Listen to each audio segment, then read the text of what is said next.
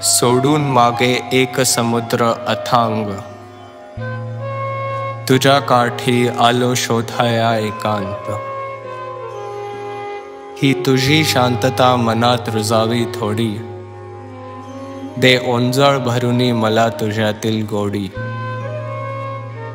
भेट आपली जरी रोजची नाही, एकमेक आपण इतके परके नाही. जी साद ऐकून आज घेतली धाव, या शहराला ते पुन्हा दिसू दे गाव.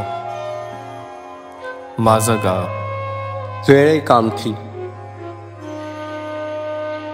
सातारा जिल्ह्यातलं एक छोटंसं गाव. पप्पांच्या बोलण्यात जगण्यात कायम दिसणारं गाव. इथली माणसं, इथलं देऊळ,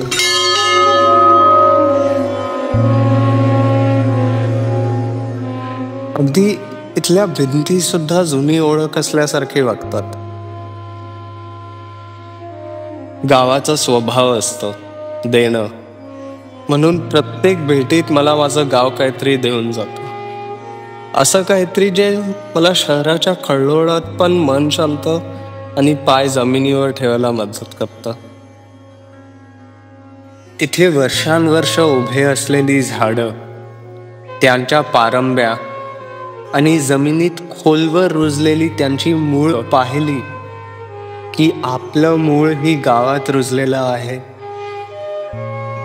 हा विचार सुद्धा किती आनंद देऊन जातो. आणि जेव्हा या गावाची ग्रामदैवताची यात्रा असते तेव्हा तर आनंदच आनंद.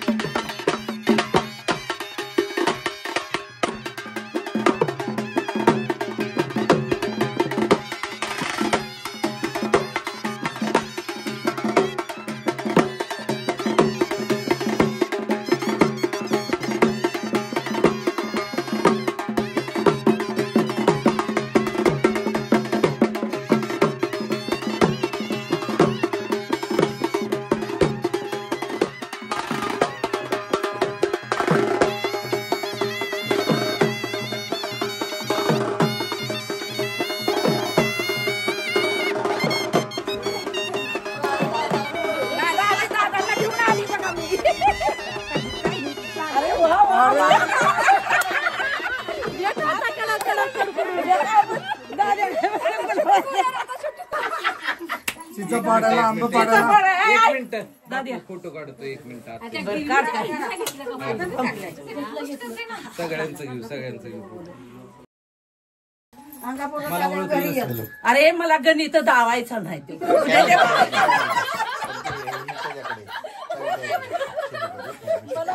मागणं बघणार मी चुरून.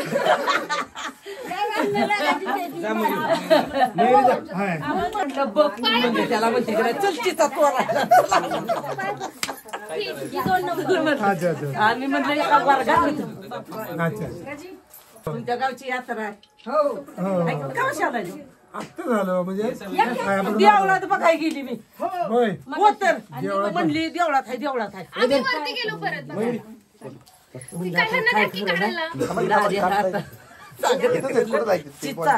आणि म्हणलं गुलाबाची फुला नाही ना चल म्हणते आपल्या दिवाणवाड्यातली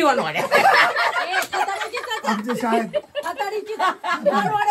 नाही हाय की दिवाणवाड्यात बाबू खाली बाग होती. कुठली एक झाड आहे आणि ती झाडाचे फुलं नाटक सांगितलं होतं. पिक्चर बघते ना पिक्चर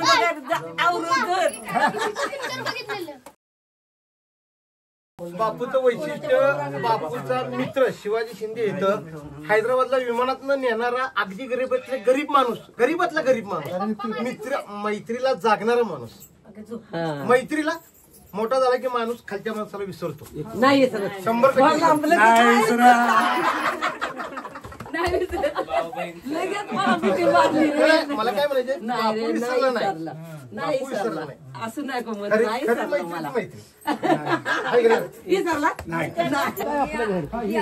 नाही. सर बा तिथं हे चालायचं ना हे तुमचं जुनं घर जुनं घर. हे बरोबर आहे की. काय याला घासून नाही बे माझ्या घराला. बरं ते हे नाही यांच्या घरात ते श्रावणातला ग्रंथ लागायचा ना रामायण महाभारत महाभारत वगैरे ग्रंथ लागायचा आणि तेव्हा हा आणि तेव्हा इथं ना आम्ही असं संध्याकाळी आई वर्ग खेळ चांदणं पडायचं ना तेव्हा चांदण्यात काय रे बोलून सावलीत असं खेळायचं.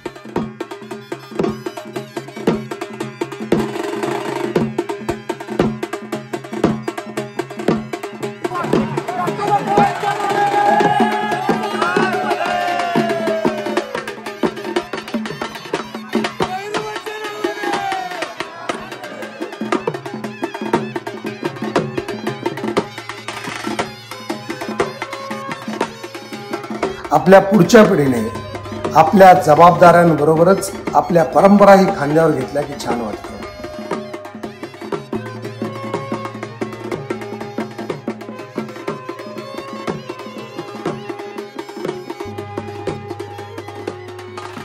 शहरात वाढूनही पारंपरिक सण उत्सव याबद्दल त्यांच्या मनातील श्रद्धा पाहून खरंच अभिमान वाटतो. गावाला गावपण येतं ते इथल्या जगण्याच्या पद्धतीने, मागच्या पिढीकडून वारसाने मिळालेल्या चांगल्या परंपरा सांभाळल्यामुळे.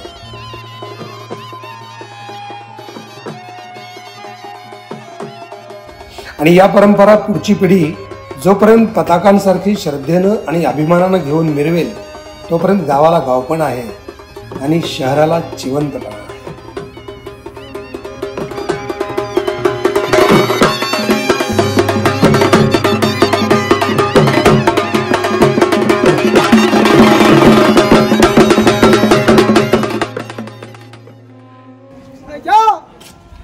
कुठं आहे रे?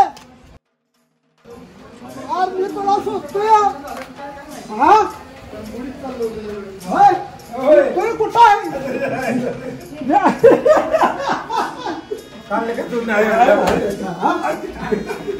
काल कुठे गेलो?